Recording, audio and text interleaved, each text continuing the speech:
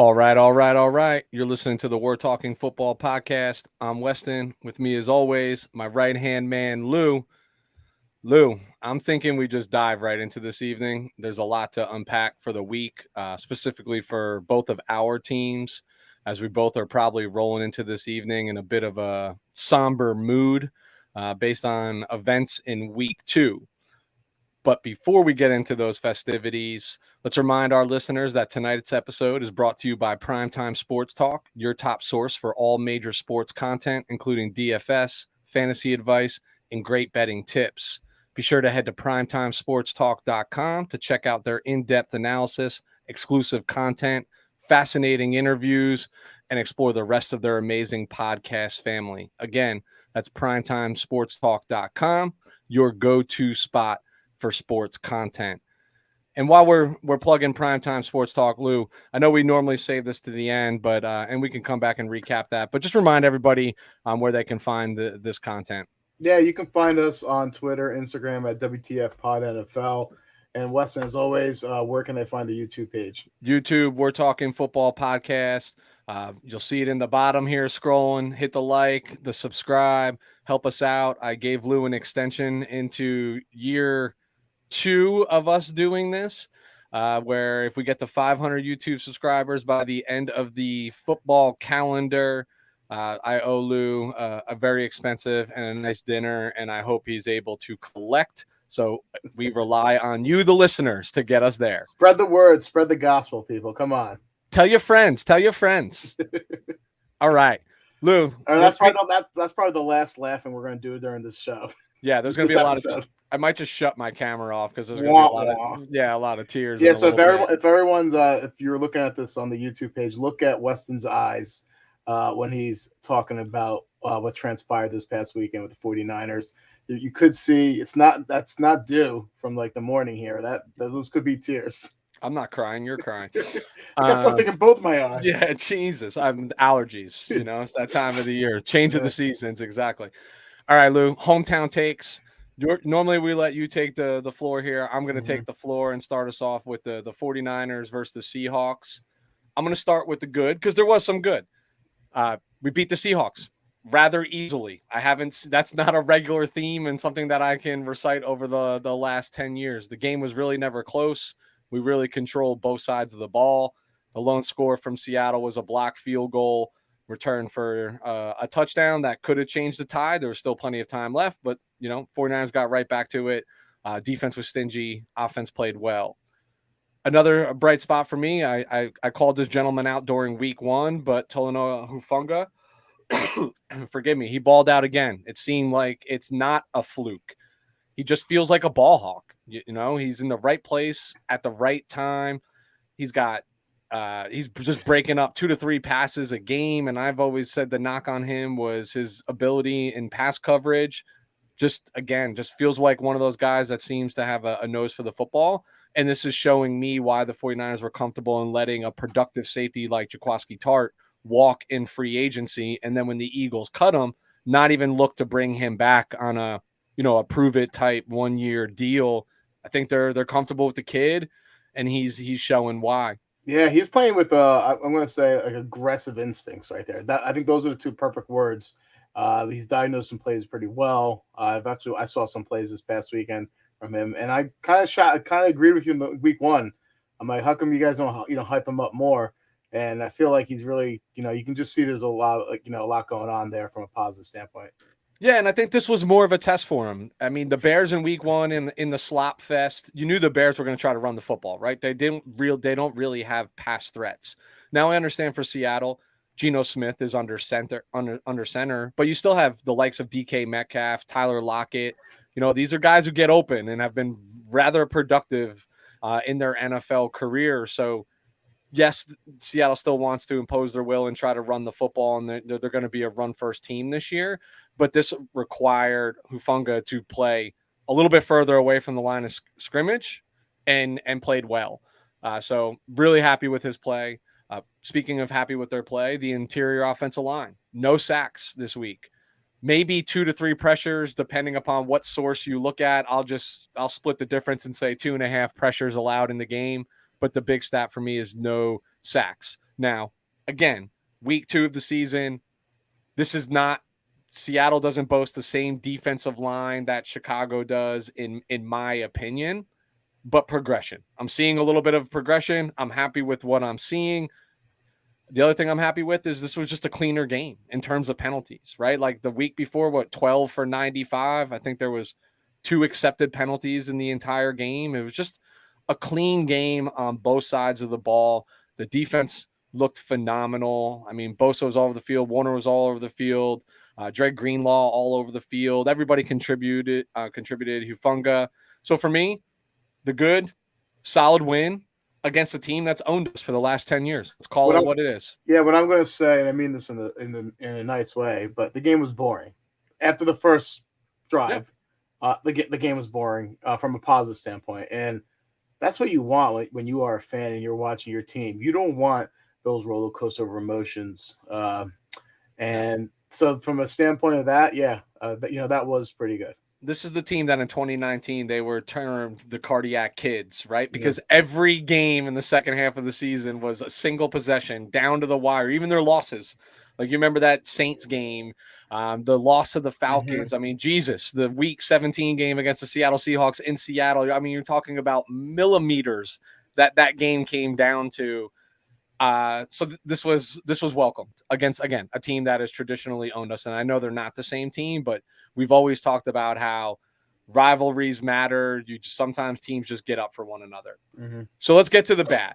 Yeah. And then Lou, I'm going to pass it to you while we're going through the bad, but not just yet. So I'm going to start with the bad was injuries, but I'm going to start with the not so obvious, which was TDP, the 3rd round draft pick, running back from LSU. So that's our second running back in consecutive weeks that is going to miss some extended time. So now you have Mitchell out, you have TDP out. That running back room's getting a little light. So now it's, Jeff Wilson, who looked infinitely better on Sunday than he did the previous Sunday in his time. You're going to see rookie Jordan Mason. You're going to see Marlon Mack got activated off the practice squad. So it's going to be, this is going to test what Shanahan has always done and just like hot hand, rotate these guys in and out. So let's see how much the running game suffers. But running back position is getting a little thin when it's always been a strength of this team. Now let's get to the obvious. Yep. Trey Lance. I don't even know where to begin, but I'll begin with this. While this was never, and I quote, never the intention of the San Francisco 49ers to even be in this position with Jimmy G as a backup. But the reality is it came to it. And now it actually looks like a prudent move, even though it wasn't the intention. They tried to move him. They couldn't move him. Hey, listen, we'll re-sign you at a reduced rate if you want to stay here. Up to you. I'm sure they've talked about like if somebody comes knocking, you can pick and choose like if it's a team that you want to go to, the whole nine. But the keys were Trey's. But I said last week, this looks prudent if something happens to Trey. Never in my wildest dreams did I expect that to happen in week 2 of the season. And for a young 22-year-old kid to miss his first season as a full-time dedicated starter for this franchise. But I think the positive slant here is most NFL teams are one injury away to the most important position for their entire season being flushed down the toilet, to all of the work they put in the offseason to being a waste. I've heard Richard Sherman talk about it with George Kittle on his podcast where he's like, this happens to a team and you're like, so glad I put in all that effort. I'll see you in 2023, right? And you mail it in. But now they don't have to mail it in just yet. There is light. I don't know where to go from that. I'm going to pass it to you because I'm sure you got thoughts on this as well. All right. So I'm going to apologize in advance to you and Niner Nation because I'm not calling this a hot take. I'm not trying to be a hater here. I have no skin in the game when it comes to, not even in my conference. In fact, I don't care about the 49ers. Like, I don't hate the 49ers like that. Yes, you guys did make me cry for the first time watching a football game back in 94 or 5 when you 94. It was guys the 95 Super Bowl, but the 94 you, season. yeah, you guys were you just beat the dead horse known as the Chargers. So, and do I have that in the back of my mind? Sure, yeah, but this is coming from no animosity. This is all peace and love. All right, peace and love. You guys won the battle, and what the battle was defeating the Seattle Seahawks this past weekend. Shit, the battle also might be advancing to the playoffs this year too. So you guys, I feel like have a really good shot. Still with Jimmy G getting to the playoffs. That's the battle. You guys lost the war, and what I mean by the war, and you're gonna completely disagree with me. You guys do not have your future quarterback for this team. It's not Trey Lance, and I don't mean that. I mean that. I'm only saying this because of the situation that just has happened this past week. Trey Lance, the last time he played 2 full games was in 2019. Yep. 2020, COVID year, played 1 game. 2021, his rookie year, played 2 games, but one was, I think, in like week 5, and the other was like week 17. They played 2.5, technically. 2.5 games. All right, but it wasn't back-to-back. No. This year, obviously the first game, and now this. I think you were alluding to either before we started recording or right now that this stunts growth, right? It does more than stunts growth, in my opinion. The knock on Trey Lance, first of all, let's talk about the positive. Trey Lance, physically gifted, right? Cannon for an arm, big, strong, fast. So you have those, you have those tangibles. But what's the knock been on Trey Lance?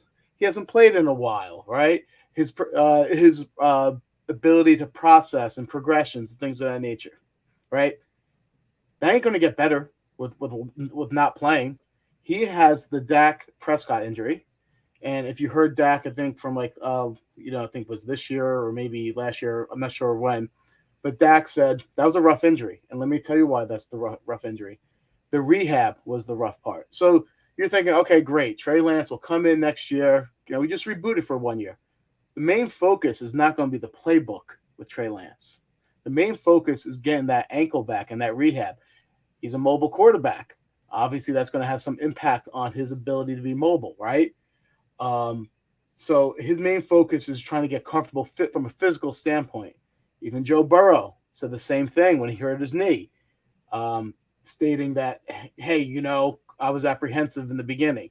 So his offseason, starting, next year is going to be just getting back from a physical and mental standpoint. Oh, yeah, by the way, then you have to learn perhaps one of the most complicated and sophisticated offenses, known to man in the NFL right now, right? Yep. In year 3. So he probably won't be comfortable until at least from a mental football standpoint, midway to year 3. I'm sorry. You gambled, and unfortunately, you put all your chips in, and it looks like you guys got rivered. I talk about one of my favorite sayings is possibility and probability. Is it possible that Lance can overcome all this, right, and be the future quarterback of the San Francisco 49ers? Yeah, it's possible. For me, in my standpoint, is it probable? I think this is a real hard thing to overcome, and there's been very limited precedent in the past when it comes to situations like this. So you guys will probably fine this year, but you have some things. I don't know where you're going to find that next quarterback. And we've said it before, that is your most important position. That is your biggest. That's either you have one or you don't. And no offense, you guys do not have a future quarterback. Yeah. So I agree with some of that sentiment. I agree with the fact that, hey, listen, this year, given the scenario, we'll still remain competitive. We know what we have under center. We know what I laugh at is these talking heads, these folks who get paid to do this are like, the team's better. The team's going to be better with Jimmy. And maybe in the short term, but they almost talk like that, he hasn't been trying to be a good, competent quarterback since he's been here. And all of a sudden there's going to be something that clicks for this guy that's going to take him over the hump. And I don't subscribe to that. I subscribe to Yeah, there's probably people in the locker room that like still like Jimmy, right? Like, and still love Jimmy. Doesn't mean they dislike Trey, but they'll get up and they'll play, and they probably feel great right now from a camaraderie standpoint. Is like, we don't have to mail this in. Now, the good thing is I do think our defense is better than it was in 2019 when it carried the team. So I think there's a balancing act there with the way the pendulum swings. Yeah, I don't think they'll have any issues this year. Yeah. What I do agree with you is that, so like, okay, Trey comes back next year. Now, I know you likened it to the Dak Prescott injury. It is actually not the same. It is a slightly more favorable what was injured and what wasn't for Trey. Trey's younger. I think he has the right mental makeup, but the rehab is going to be telling, right? Like, does he struggle through? Does he have setbacks? Like, is he still, in the right mind space? Like, it becomes a mental battle outside of just a physical battle. So I agree. Next year, he will be the starting quarterback if he's healthy, right? Like, they will give him the keys again. But everything that he would have learned this year, the struggles, the playbook, etc., it pushes it out another year. So, and that's why people were slamming, like pounding the table, like he should have played last year, right? So you got those wrinkles out, and then this year you go. But the reality is the team around him was good enough that he could struggle and they could carry along to get him through. I don't know if that's the same case in 2023. We still got to look at free agency. We still got to look at incoming rookie class. Everything I see on paper says this is not the same squad in 2023. So there's going to be some difference. So when you think of like Josh Allen and even like Jalen Hurts right now, these quarterbacks who are ascending, it's the Mahomes syndrome. Like, you can lose talent around me.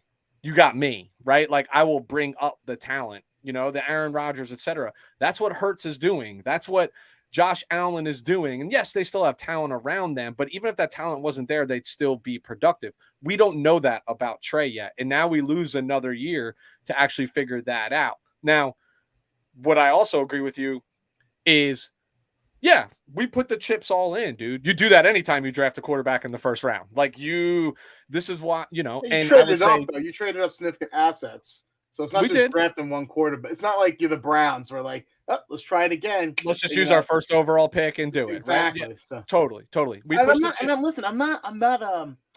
I am not criticizing the fact sometimes you got to make those bold moves, and if they work out for you, you have a potential dynasty. If they don't, you're hitting the restart button for a long period of time, probably. High risk, high reward. That's the name of this game. The chips were pushed in. 100% agree with you on that. And I do agree with you that Trey does have all the tools. I find his mental makeup to be attractive. I think, arm, running ability. Here's where I disagree a little bit on the running ability, and this is where I'm in a little bit of a conundrum. Now, do I blame Kyle Shanahan that he was running his quarterback and hurt him? Not even a little bit. It happens, right? Yeah. We'll talk about your quarterback in a moment, right? He got hurt being in the pocket. Things happen. You know what I mean? Like, this is the NFL. It's a violent game. This wasn't like it was like week 17 and Kyle Shanahan ran him like, 200 times. It was literally week 2. In like his second rush of the game. And it's a read option, dude, right? Nobody had a problem with the play call when 2 plays before it, they ran a read option and the read was to hand it to Debo. They took it 51 yards, right? Like, it was literally the exact same play call. And the read was, okay, I'll take it in. So people this world just always needs somebody to blame. Right. Like, and I don't blame Kyle. What I think I have a little bit of like resentment towards is watching Trey in the games last year and even in the game in a quarter this year, is his running ability stood out much more in college, not when you're at like the best of the best where you are here. So to me, I find Trey's appeal to be more of like a scrambler versus a designed runner, right? Athletic enough on 3rd and longs, like, maybe you call a draw, or if the pocket collapses, take a look and go, and being plenty capable, right? Like, those are the things that I don't think he's a Lamar Jackson, right? Like, and he's not. No.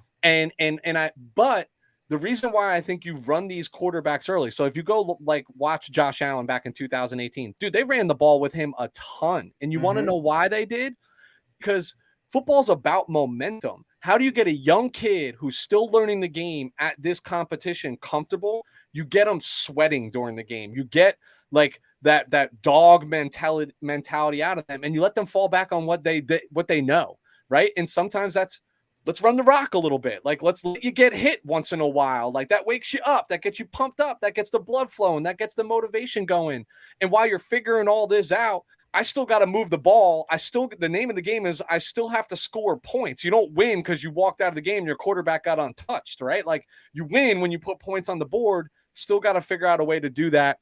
And I think Kyle was figuring that out. Now so I just wanted to squash that because I'm tired of reading people like, I'm going to blame Kyle Shanahan. Okay, let's fire. I'm not that. I didn't. Was there any blame? No, you're not. No, you were not. But I'm using this forum to squash my disbelief in that. Because, okay, everybody, half of, how bad 49ers like social media world is. Half of them like, let's fire Kyle. And do what? Like, you know what I mean? And do what? Like, he'll have a job before his left foot hits the parking lot. You know what I'm saying? Like, there's teams that would fire their coach. Oh, that guy's available right now, and I don't have to pay his full salary? Yeah, sorry, whoever you are that I just hired, you're fired, right? Like, this dumbest takes I've ever seen in my entire life with some of these people. Now, where I'm going to disagree with you a little bit, and this is where the benefit. So, like, yes, when you're all in, you want to maximize that, right? Like, we all talked about the rookie contract window, especially for like your quarterback, etc. Now, the reality is he's still 22 years old. He'll still be 22 years old at the start, or he'll be 20, just turning 23 at the start of next season. Still a young guy, right? Like, Burrow was like 24 when he came out, right? Like, so still a young guy. And the window's still there because that'll be year 3. So then technically you still have 4 and 5 where you pick up the option, right? And that option's still going to be cheaper than any contract. So he still has to prove it. You know what I'm saying? Like, he still has to prove that, like, hey, we're going to sign you to that massive deal. We still control your right. I think we just lose a year of the progression is what we lose. I think you're really understating the main issue here. Yeah, you still have year 3, 4, and 5, right? But year 3 is essentially his rookie year. And it's not just him learning the offense. Year 3 is him physically trying to get back to his old self and learn the offense, right? So year 3 is really his rookie year. Year 4 now, it's his sophomore year to see how he progresses. Then you have to make a decision what's going to happen with year 5. Is he the guy? And you're really only looking at probably from 30, less than 34 games of footage. So you're going to be pressed up. Either you're going to have to do what the Jets did, and like with Sam Darnold, like, we're just going to give him the year 5 and we'll see what happens. And I feel like how many times has that shit worked out? It really hasn't. So I think it not only it stunts his growth, but also stunts your team's evaluation of him if he can bring you to the promised land. Yeah. And it's from both standpoints. I mean, it's getting late early from a future quarterback standpoint. That I'll agree 100% with you, right? It's getting late early, and it does force the hand a little bit, right? I'll go back to your quote. It's possible. Yeah. The probability has shifted. It's not improbable. It's just the probability has shifted. You gotta be real with me right now. Like, don't like do this for like, the sound waves where scale 1 to 10. 10 being like, he is our guy. 1 being like, I think we kind of fucked up here, right? Where do you see Trey Lance as the quarterback of the future for the San Francisco 49ers? And before you answer that, you have been a man that said, I'm a man, I do the eyeball test. Yep. So what are your eyes telling you? And, is he the future? Because in my opinion, if you're asking me that, like, being a completely objective fan, I'm probably saying a 4 right now. Yeah. So I'm saying a 6. And I think that's not rose-colored glasses. I'm saying a 6 because my eyes have only been, to your point, have only seen limited, right? And this was the year we were supposed to see it where I could really make an objective decision on that. What I see is what you called out, dude.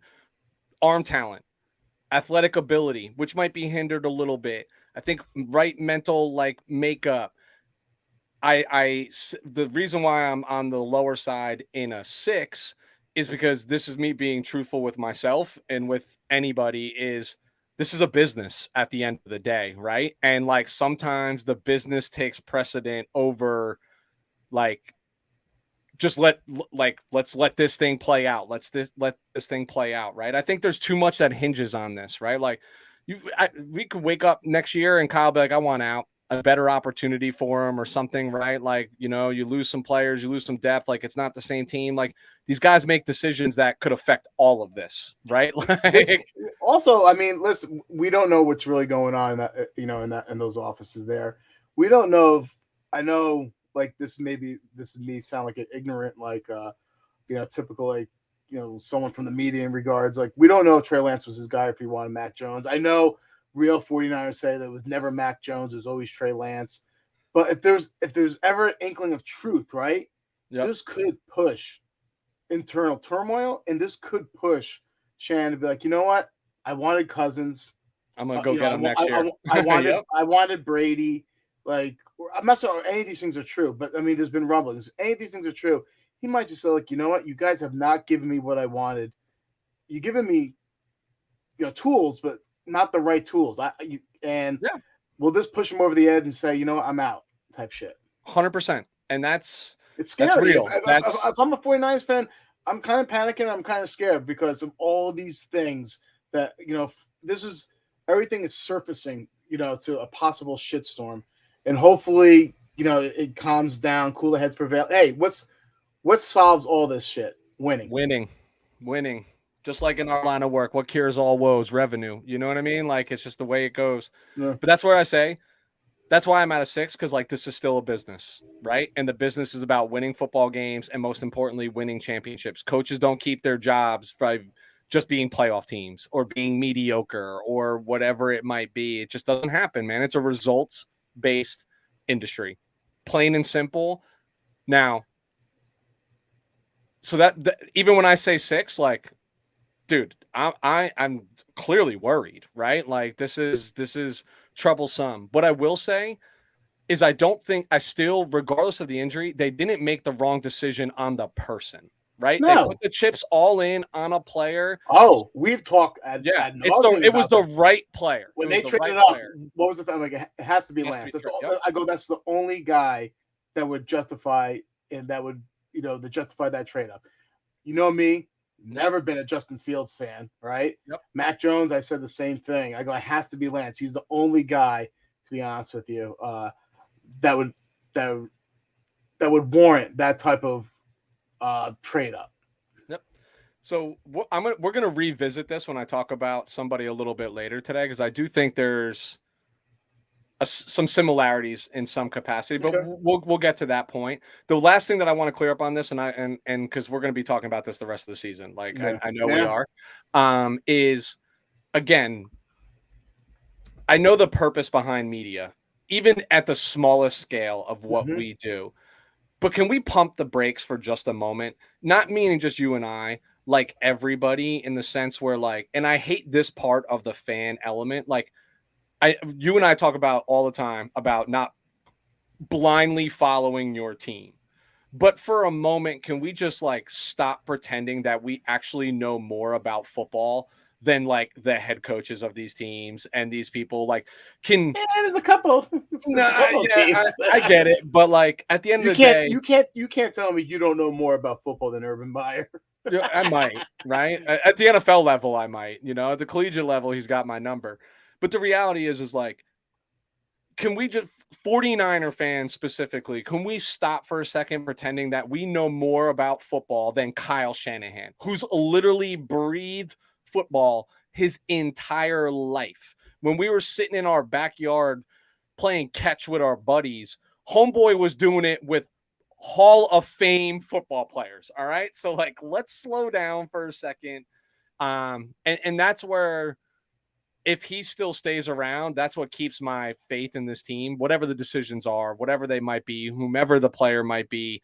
I have not blind faith, but I have a lot of faith in Kyle Shanahan, just in general. And we've talked about that, dude. I mean, the play calling, the genius, like, question what you want, but like, he's not the reason Trey Lance is hurt. It's point blank. You can't fault this guy. I saw they're using him like a fullback. No, it's a read option. And when you run your quarterback, like, you run the risk. But you know what? When you put your quarterback in 7-step drops and you have no offensive line around him, you run a risk. It's just the way it's football, man. It's football. Yeah.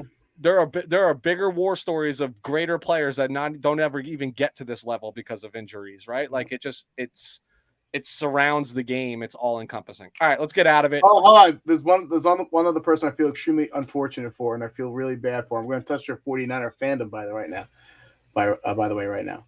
You know who I feel really bad for? Rita Oak. Do you know who Rita Oak is?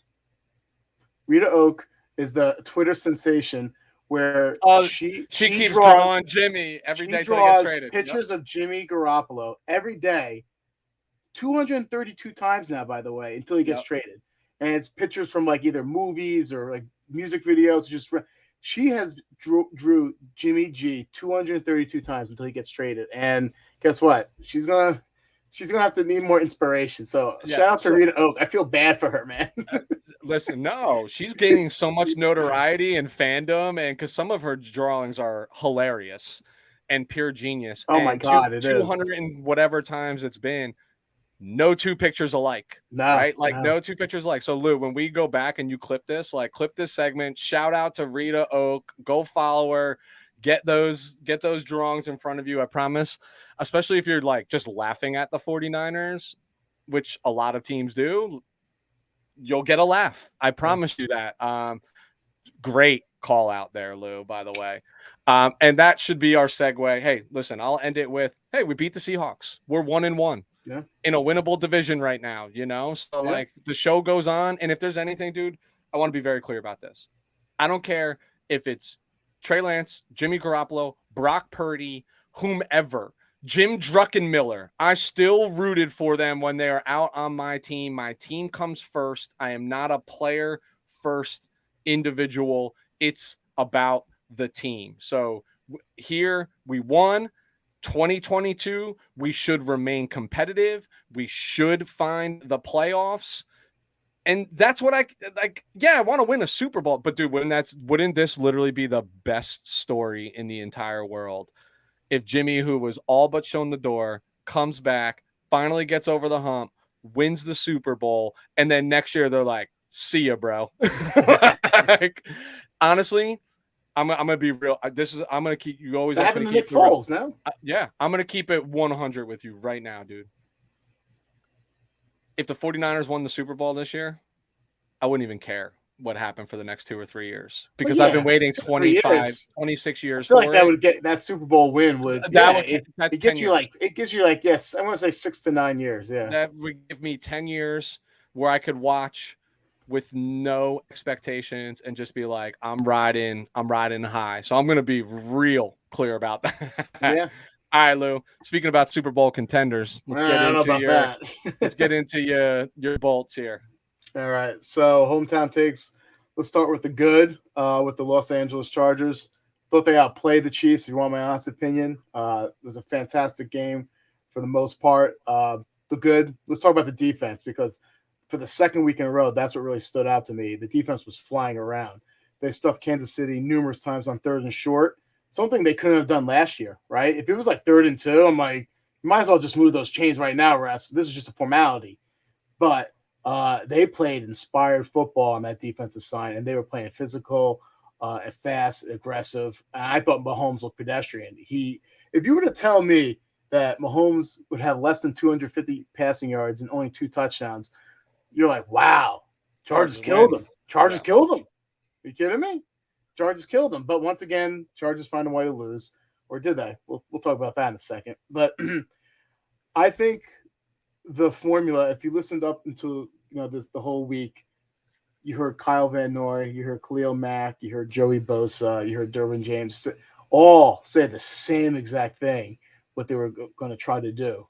Don't let Mahomes get out of the pocket. Don't look at Mahomes out of the pocket. And if you're talking about a defense, like, oh, they only had like 1 sack. That wasn't the game plan. That wasn't the game plan. Keep him in the pocket. Keep him in the pocket, apply interior pressure, And they did that. And notice the times he scored those 2 touchdowns or throwing touchdowns Mahomes. Guess what?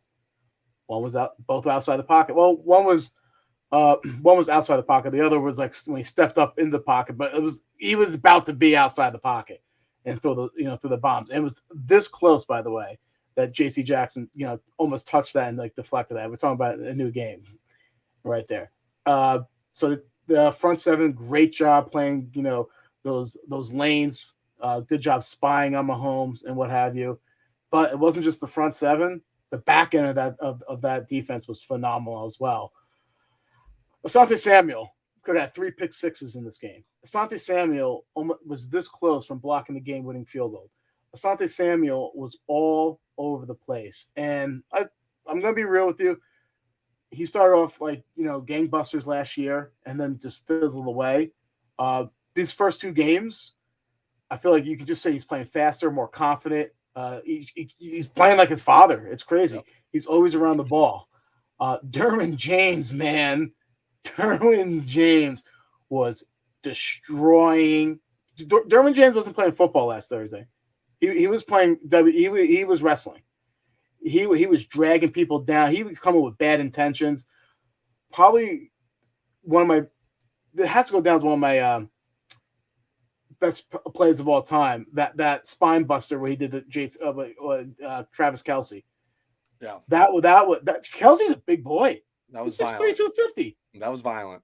Yo, I've never seen it. You know when you would see those play like that back in the day? It was in the 70s when the Steelers would play the Raiders. Remember we were talking about those players on your most feared list and stuff like that? But damn, Derwin James was flying around, laying the boom, just straight up, coming with bad intentions. Hey, real quick. Yeah. This is where I'm going to just continuously plug when we talk about this person, dark horse for defensive player of the year. Yeah. I think mine, we'll talk about that later, but he's on pace too. Yeah. So, and last but not least, because I have a lot of grievances. I'm like George Costanza's father in the bad section here with Festivus. So, but before we get to the bad, Zion Johnson. If there was ever like I sang his praises during the Senior Bowl. I was happy. I go, this is a boring pick. Safe pick. He's going to be that guy. You don't have to worry about him for 10 years. He was amazing. He stonewalled Chris Jones in the first half. Jones wasn't doing anything against Zion Johnson. Chris Jones is a big, bad man. And it came to the fact that they had to move Chris Jones away from Zion Johnson to the other side against Matt Filer for him to have any success. But you watch those battles, what makes Zion Johnson so great is his ability to basically, anchor down. It looks like he's getting beat, and all of a sudden he just stops moving. And then when he stops moving, guess what? You stop moving. He's strong, he's physical. Loved it. It doesn't look pretty, but he always holds up in pass protection. But that's pretty much it for the good for me. Actually, can I call out some good here real quick? Ahead, yeah. I'm going to give you some credit.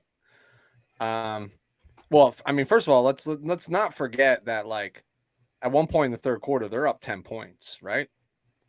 This is the Chargers game. I do agree that they dominated this game early and it should have been theirs. Let's go the Khalil Mack side. Notched another sack. It was their lone sack, but now we're 2 weeks in a row into the season, consecutive games. He's now got 4 sacks, right? Mm-hmm. So he's probably up there in the sack leaders. But I'm going to give you credit here. I called out Mike Williams last week, right? And I just said non-existent, and with Keenan being gone, and you half in jest said he's just saving it for week 2. He always balls out against the Chiefs, yada yada yada. And dude, he balled out against the Chiefs. Dude, he always balls out against the Chiefs. It's like death and taxes. There's 3 certainties in life: death, taxes, and Mike Williams killing the Chiefs. And he did, man. As true to form. And I had that in my notes, right? That was a mental note when I was watching that game. I was like, oh, I'm going to bring this up because Lou definitely called this out that it was going to happen. All right. Let's get into Festivus. Okay. So I got a lot of problems with you people. Weston, for as amount of time as you know me, how many times as a Chargers fan, and I complained about the referees. I mean, honestly, Never. I've ever Never. last year when they played the Raiders and that defensive pass interference bomb that when Derek Carr threw a bomb, it wasn't even catchable. It was like complete on the other side.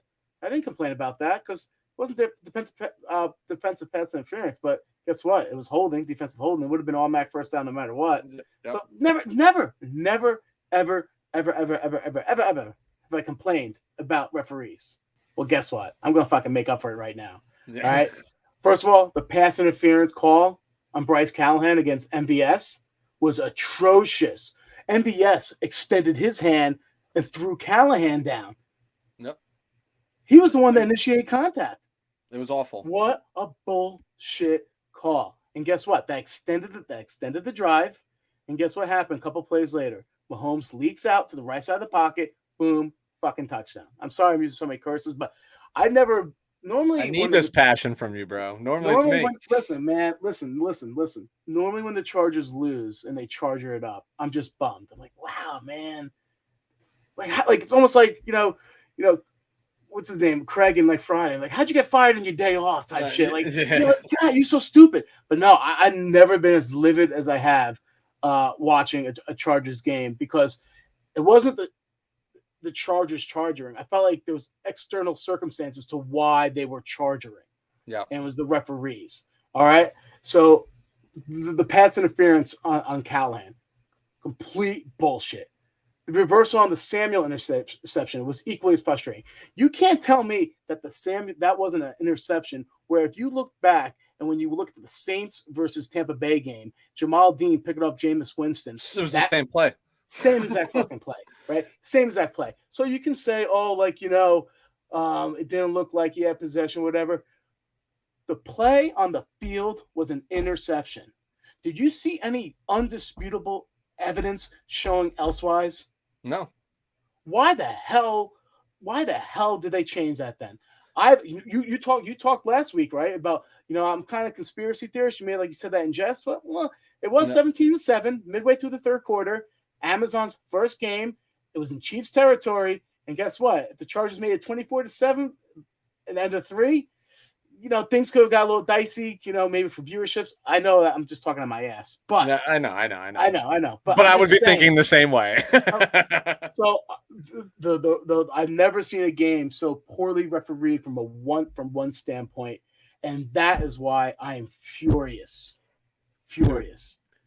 So this is a bigger problem, right? And the bigger problem I have is I do believe that 99 out of 100 officiating crews, that remains an interception. And the bigger problem is after all these years, I still don't know what a catch is. You know what I mean? I still don't know what is a catch and what is not a catch. My eyes tell me that was 100% an intercepted pass. And these are things, man, these change games, right? These change games. And you can't give Mahomes that many outs. No. And let me tell you why that was an interception. When they were after Samuel picked that off, right? The reaction to Mahomes, he dropped the F-bomb. He's like, damn it. He knew. And guess what? He said something after the game too, saying thank God we had some flags and some calls that went our way and stuff. He literally said that. He knew that someone was watching over him that game. They were not going to let him lose. And it's frustrating, man. I'm not, again, I'm a quasi Charger fan via you, right? But again, I have no skin in the game, and just watching that, it's just tough. It's just tough because it's like you do everything right, you play the game the right way. You talked about. Well, I give the Chargers a ton of credit. They were very vocal about what their strategy was, and they went and executed that strategy on the defensive side of the ball, and they stayed true to it all game long. People were playing; they were in the right positions. It just I've never seen that defense play so disciplined before. They're fun to watch right now. Speaking of fun to watch, dude, and the reason why you saw me looking at my phone is literally 4 minutes ago, I had a notification pop up that says no, I don't care about the Yankees, bro. Kelsey talks slam from Derwin. Yeah. Have you seen what he said? That's fun. He said Well, he said that it surprised the shit out of him. Yeah, you got word. go listen to it's on his brother's podcast. Go listen to it. It's real fun. I kind of like Kelsey. He's hard not to like. You don't like him because he's on it's the same reason why nobody likes Tom Brady, dude. Like, no, these Kelsey guys doesn't. winning. Nah, man. For the most part, Kelsey, when Derwin plays, Kelsey doesn't kill us. It's Tariq I hated, but I don't mind Kelsey. And Kelsey didn't kill you this year either. This week. No. 55 yards. But that to me, that's just a pick. And I walk out of this equation like, can somebody still just tell me like what controlling the ball is going to the ground and what that actually means? Because it goes both ways, right? Like, guarantee if that was a receiver making that diving catch, call stands. Listen, man, the call, there was no undisputable evidence, so that's why I think call has to stand. All right, so I digress. I'm not going to beat a dead horse here. Next, my next order of business, talk about injuries. Second half, Chargers got decimated with injuries, especially on the offensive side of the ball. Yep. First possession out, lost Corey Linsley, best center in the league.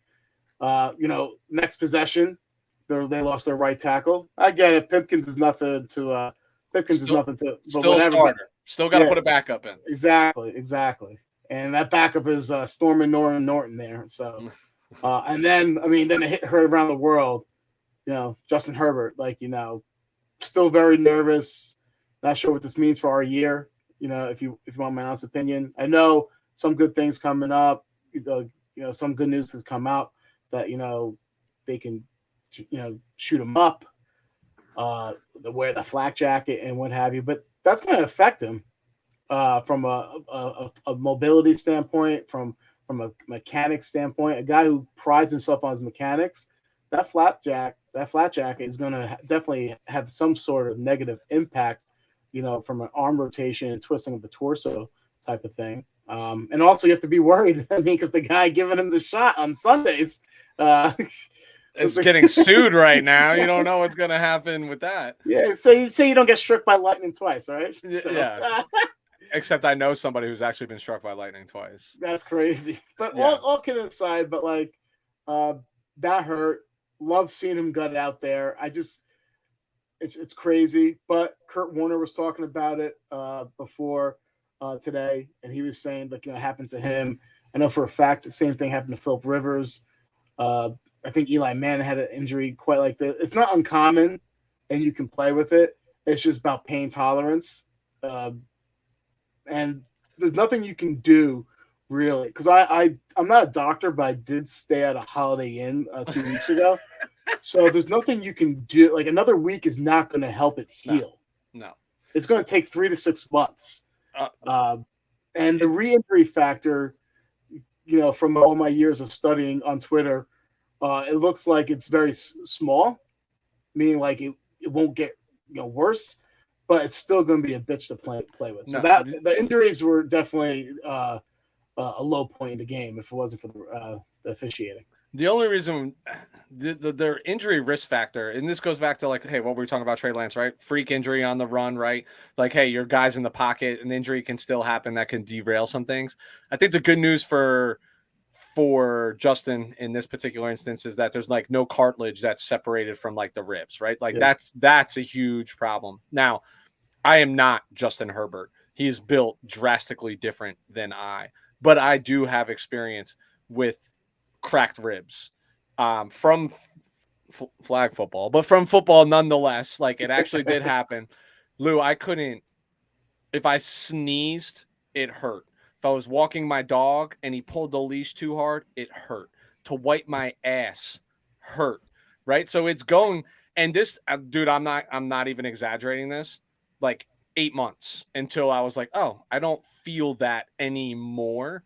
Now, I don't have Toradol shots and things that they're going to. And you're also not a professional athlete, and first class. Yeah, and first class medical staff and treatment and whatnot. But I think you hit the nail right on the head. This is all going to be about just pain management and pain tolerance. Kurt Warner says something extremely interesting when it happened to him. He said there are times where when I was playing, didn't even know I had I couldn't even feel it. Adrenaline. And then all of a sudden, he's like, then there's times I can't lift up my arm. In the middle, you just never know when that what triggers that massive amount of jolt of pain. And so it should be interesting if he can play through. If he can, man, kudos to him. Yeah, I mean, listen, he showed some guts. Yeah, tough kid, man, tough kid. All the credit in the world. You're gonna know, Charger fans, you're gonna notice it, right? Like he will be reluctant to probably like take off in certain scenarios and or get rid of that ball before the hit comes. He's always been good at getting that ball out fast and not absorbing many hits, but like it wasn't even a big hit either. No, but every time, that's what's funny about the ribs, dude. Like mine, when I wasn't cracked even mine, like, dude, I dove and landed on the ball. That's how it happened. Like I literally landed on the football, and that's what cracked a rib. Like, and what's even funnier is I didn't even realize that I was in that type of pain until I got in my car to drive like home. And I was like, I can't lift my left arm to the steering wheel, which is what I drive with. Like it's during the game.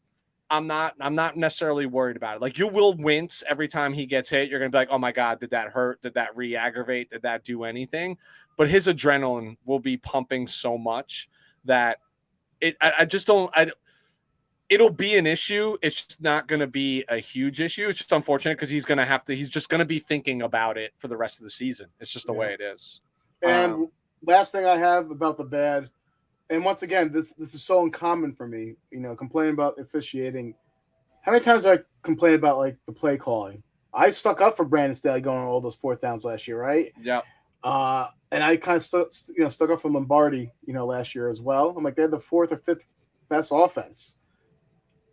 I hated the play calling this past week. I thought it was extremely timid, lacked creativity. I get they want to be a physical team. I get that. But too many times I see on third and short, halfback dive. Yeah. Halfback dive. You have an alien as a quarterback, man. You have talented skill positions.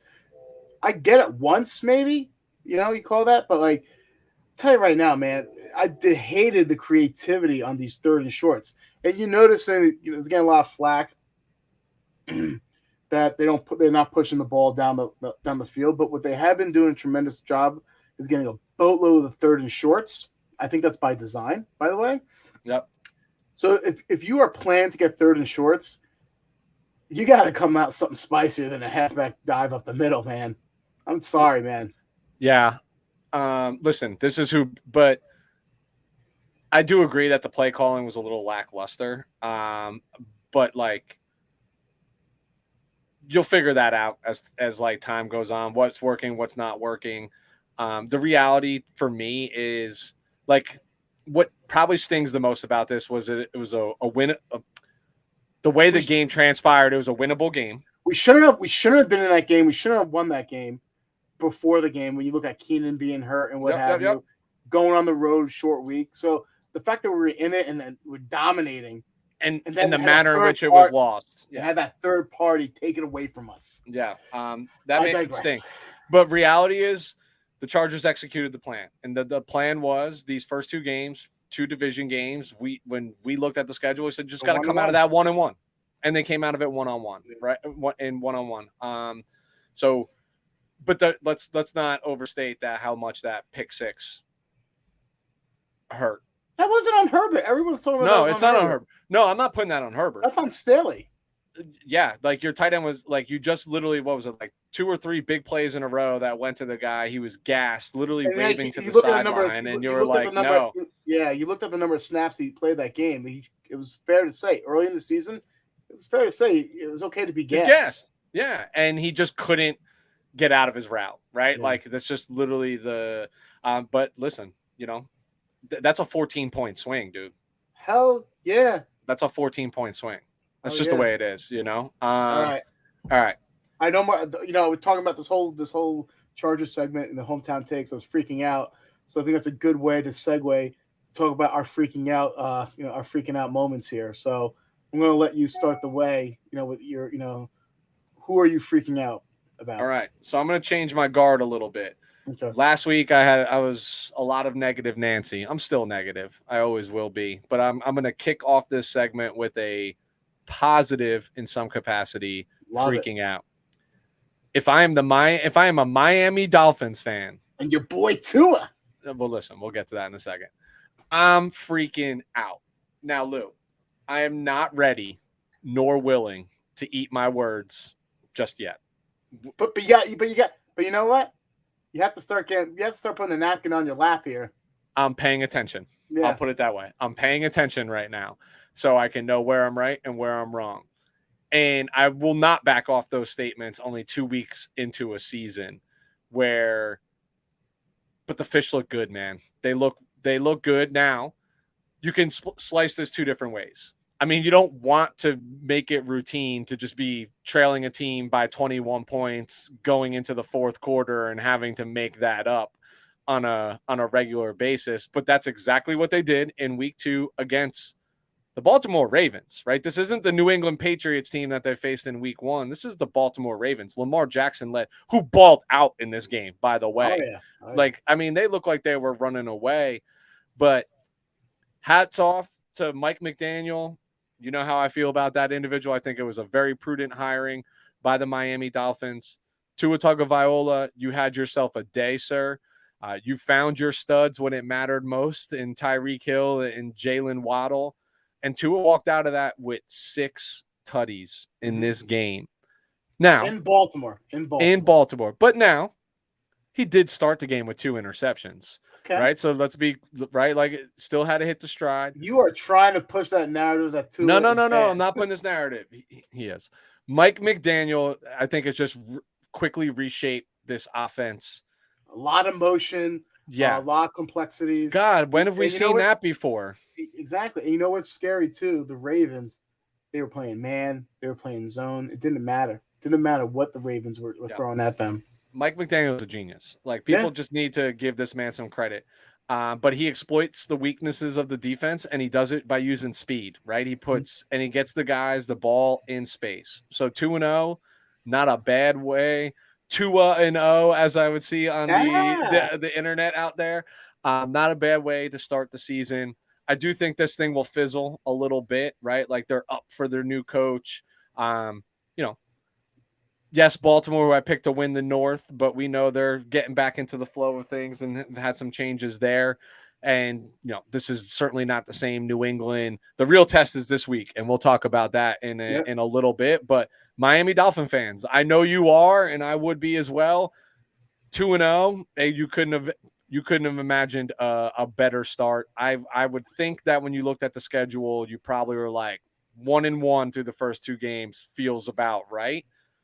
But especially the way that game started just showed me that the team is resilient and is has playmakers where there's some teams in this league, mine included, where if they were down 21 points, all feels lost. Yeah. All feels lost, and they didn't quit. I'll tell you right now.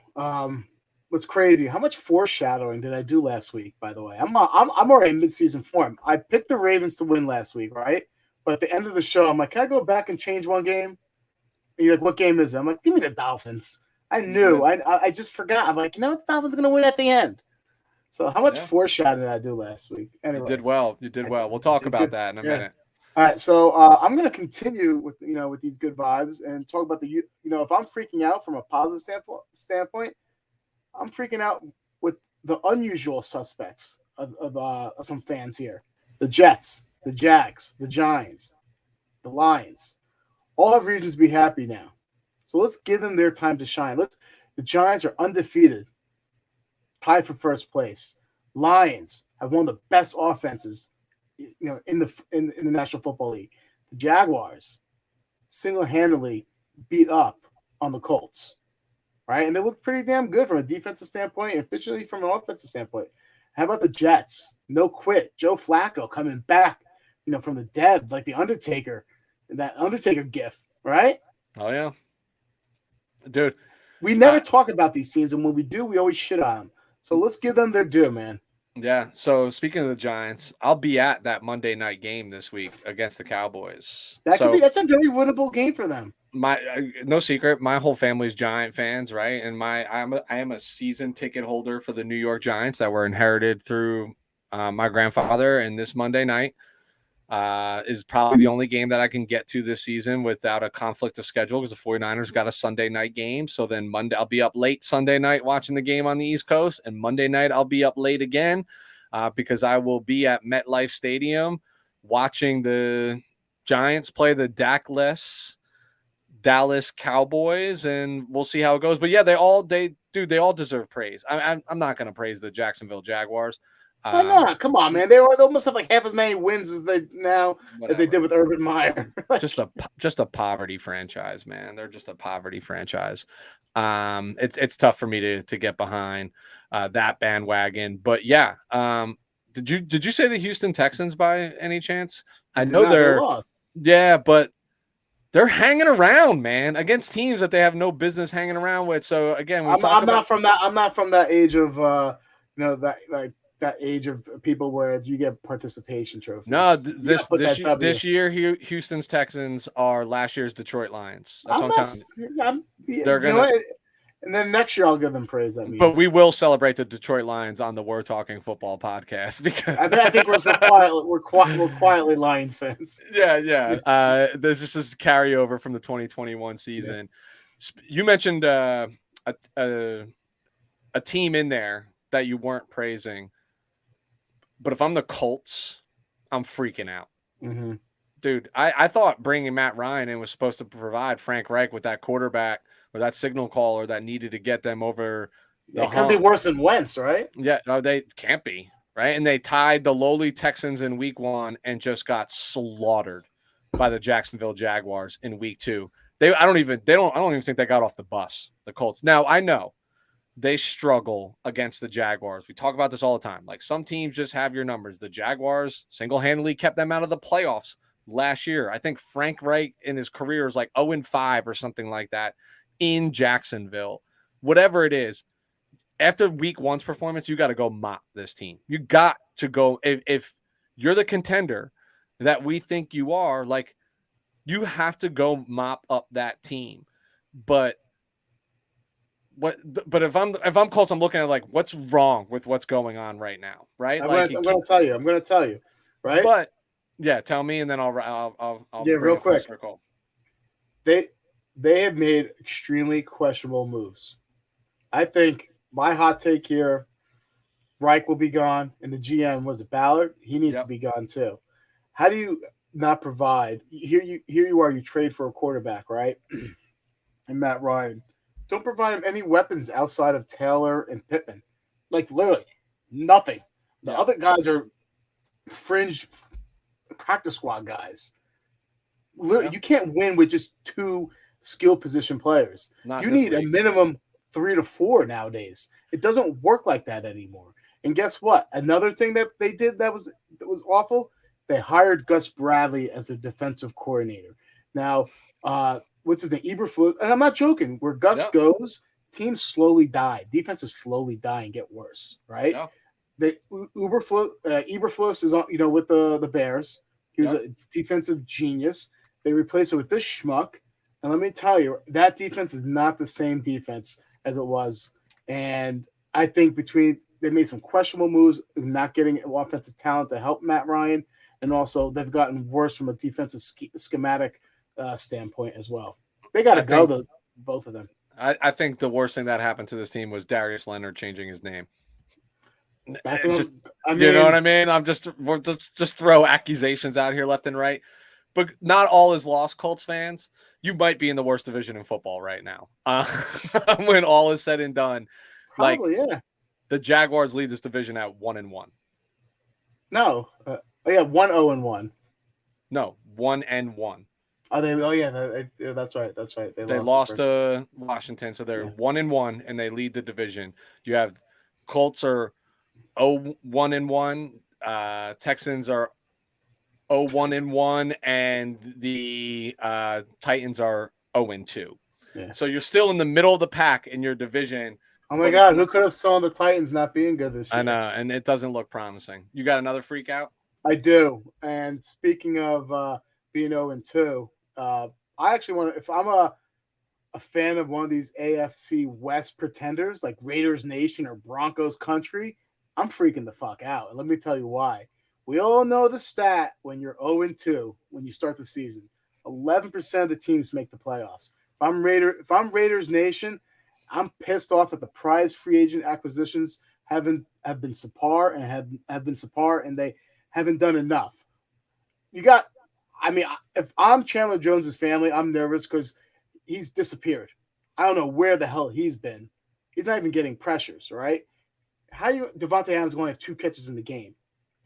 Can't believe they lost that game to the Cardinals. How you gonna get fired on your day off, right? That's a Friday reference. And now, all right. So let's transition to Broncos country. Let's cry. The first 2 games were supposed to be their gimme games, layups, right? Against Seattle, against Houston, easy. This team looks so dysfunctional. It's not even funny. They are 0 for 5 when it comes to 3rd and goal, right? 0 for 5. That is atrocious. We know the questionable play, 64-yard field goal, in week 1 in Seattle. But you know what? Hackett said the following week, 56-yard field goal, too far for my kicker, man. This guy, Hackett, doesn't know shit about shit. I'll tell you right now, there's some questionable. The offense looks befuddled, some questioning game management decisions. I have never seen a fan base count out the play clock to help out a team. Dude, did you see the clip of Russ on the sideline with the run pass? I did that in JV. Yeah. JV, not varsity. That shit got cut off in varsity. JV. Yep. Run pass on the sidelines, yelling that out. What a cornball. These are defensive professionals, dude, right? Like, by the time they're yelling run or pass, guess what? The play's either completed or the guy is 3 yards. The ball's in the air when you're yelling pass. You know what I mean? Like, it's you're not snuffing anything out. So it's funny here. So yet another example of what I've been telling you about for what feels like my lifetime is that this is what Russell Wilson does. He lures you to sleep, and that was an awful performance, by the way. And then somehow, some way, like he just literally looks like he's not playing football for three plus quarters, and then some way just ekes it out in the 4th. Ekes it out. The difference is, man, he doesn't have that coach now to bail him out, and that defense. Yep. And I saw something that is very interesting.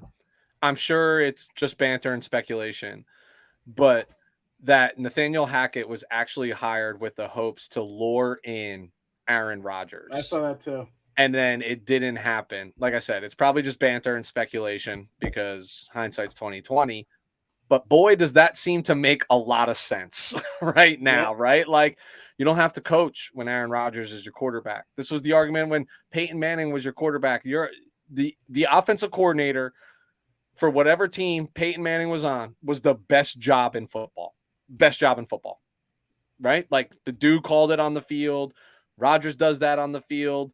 And it would just change the game and somebody that is comfortable. So, yeah, if I'm the Broncos, I'm a little nervous. Now let me explain something to you. The 49ers had lost 17 of 20 games over 10 years to the Seattle Seahawks. The quarterback was Russell Wilson of those Seattle Seahawks. 49ers see the Denver Broncos in Denver on Sunday Night Football next week, which means it's probably when Russ will get it right. It's just the way it goes. He'll probably get it right. All right, Weston, don't mean to some reason I'm having technology issues, so we got to hurry up and speed this up because for some reason my computer is not charging. So let's bust through some of these offensive defensive players of the week. Get a new computer. You start offense. Offensive. I'm gonna force you to say 2 of his names, so I'm not gonna say his name.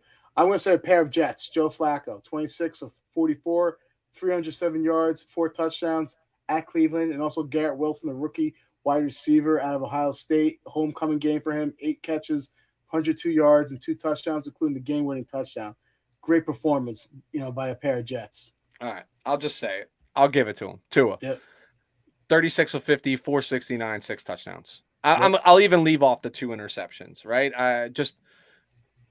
I'll give praise when praise is due. And in that 4th quarter, he and his playmakers were electric. I'll also lump in Tyreek Hill and Jalen Waddle to this conversation, combined for 22 catches, 361 yards, and 4 touchdowns as a pair.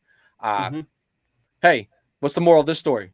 Put the ball in your playmakers' hands, and they'll take care of the rest. Speaking of playmaker, how about Amon-Ra St. Brown? Led the team in rushing, 2 carries, 68 yards, had 9 catches, 119 yards, and 2 touchdowns. All right. I'll stay in wide receiver land as well. Stephon Diggs. 12 for 148 and 3 TDs. Look, Stefan had a heck of a year last year, but it was a down year from his 2020 season. He's on pace to blow his 2020 season out of the water. Yep. All right. So defensive players, I have Aiden Hutchinson. He had 3 sacks, 6 pressures, and I also had Marcus Williams, 2 interceptions, 10 tackles. I got big play Slay, Darius Slay. He broke up 5 passes in that game, picked off 2 of them. And he sought out Mr. Justin Jefferson. He didn't follow him through the game, but when Justin was on his side or when that was the matchup, Justin Jefferson did not eat like he's been eating lately. And the reality is like, I won't blame Jefferson. I'll just chalk this up to Kirk Cousins literally having the worst record on Monday Night Football imaginable as a quarterback. But I got Darius Slay, and I know we don't normally do 2 sacks as a thing. I had Hutchinson, but I'm going to say Nick Bosa actually. So he was in the backfield all day, 2 tackles for a loss, 2 sacks, hit the quarterback 5 times, and even got lit up by his own player, which you got to watch the video of Fred Warner mic'd up, dude. Warner like killed him on a play where like Warner was just train rolling and Bosa just got turned around and Warner just went right through him. And dude, the mic'd up commentary is hilarious. You have to go check that out. All right. So what are we watching this week, Lou? For me, Herbert watch. Is he going to play this week? How effective he will be? This is an easy part of their schedule. He's home against the Jags, at Texans the following week, at Cleveland the week after, before his home matchup against the Broncos. So they can really start getting momentum if he's physically able to get into this, get to the game this week and really perform well. So I'm seeing how he performs. All right. For me, the big one on the docket during the normal game flow on Sunday is Buffalo versus Miami. Oh yeah, This is Miami is this for real? This is big boy competition. I believe, is this game in Miami? Yes. It is in Miami. Let me check this out here. It is in Miami. In front of your home crowd, you're rolling. This is a big test for Tua. This is a great defense coming to town. This is a big test for Mike McDaniel. Here's a crazy stat. Listen to this. Buffalo has 20 consecutive wins by double digits. So if they're winning by double digits. Yeah, that's wild. So that's priority 1 for me during the regular slate of games. What's another one? Wentz and his reunion in Philly. Not playing in Philly, but Wentz and Philly. Yeah. Philly wins that game easily. Yeah, I know. Philly's playing really good football right now. How about Jalen Hurts, huh? Yeah. You know what, Lou, real quick, the point that I wanted to make that I wanted to come back to, and I know we're on this, is this Tua saga, right? Like, and if so this is year 3 of Tua, right? So we were talking about Trey Lance in like year 3, and you can argue that Tua didn't play a ton of football in the NFL over years 1 and 2. Didn't start until week 6 or week 7 of his first year. And then last year got benched multiple times in games, right? Not just like the following week, like in games. He still played a lot more football, though. He still played a lot more football. And this is not the same scenario, but like, it's not unheard of to see progression coming. I mean, people were just ruling this guy out of the NFL, right? Yeah. Left-handed quarterback shouldn't be here, myself included. Exactly. The other game for me is Detroit versus Minnesota. So I want to see what's the real version of each of these teams, right? Like Detroit is this ascending team playing well. I mean, they played Philly tough in week 1, right? They went in and mopped up their competition like they should have in Washington. What's the real version of Minnesota? Is it week 1 who smacked around the division rival Green Bay Packers, or is it what we just saw on Monday Night Football against the Philadelphia Eagles, where again didn't even look like they got off the bus? So to me, division games are always competitive. Like, which team? Show me the real version of these teams. I still don't think you're gonna know the real version of the Minnesota Vikings after this week, but that's neither here nor there. All right, quick pick'ems. Quick pick'ems. So last week, Lou was 9-7. I was 7-9. So for the season, I'm 16-16. I'm sitting at 500.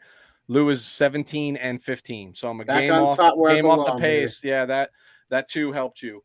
You pulled out 2 this week, so let me load up the schedule. Let's start Thursday night. Pittsburgh at Cleveland. Pittsburgh at Cleveland. Give me Cleveland. Yeah, I'm Browns too. They got to get this right at home.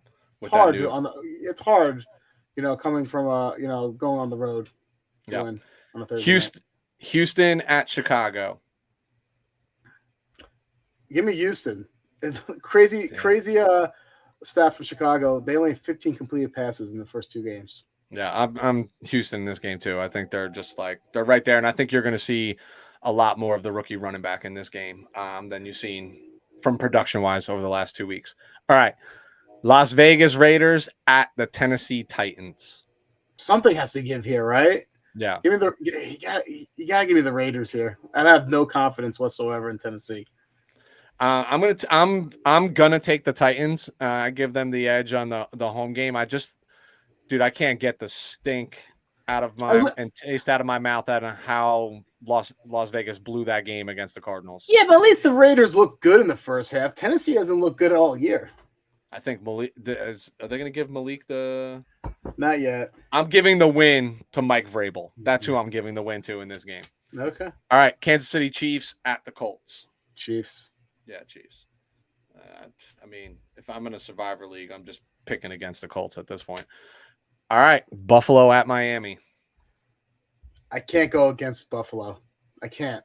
No, not right now. I think Miami blew its load last week. High emotional game. It's going to do for a letdown. Yeah. All right, Detroit Lions at Minnesota Vikings. You can go first on this one. I'm gonna take the Vikings. I still think they're the better football team here.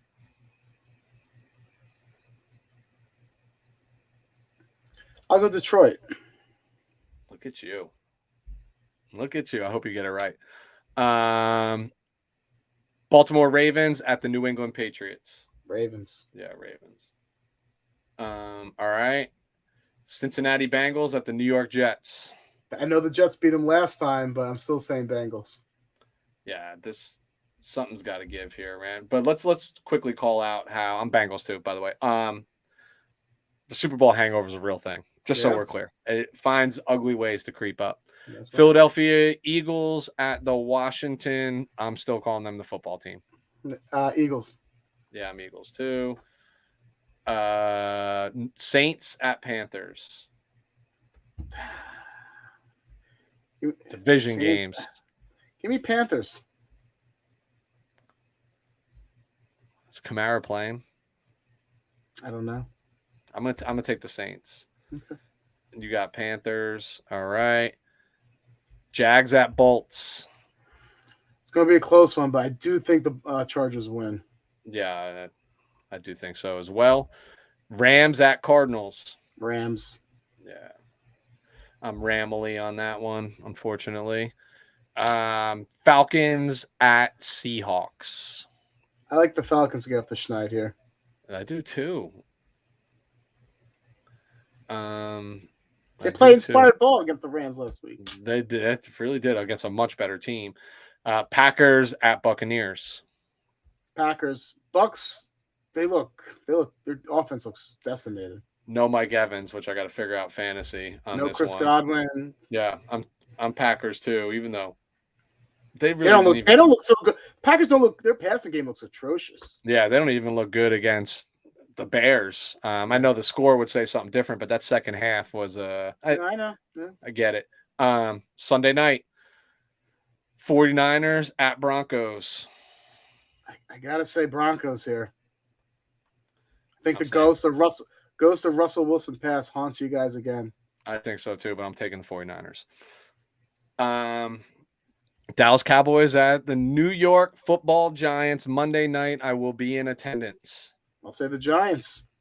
I'm saying G-Men too. They're playing inspired ball, and you know what I love most about them right now? And Dable and just how big his bag is he's like, I don't give a shit how much we pay Kenny Golladay. Homeboy had 2 snaps last week. 2 snaps. All right. So that's where we're at. Games have been picked.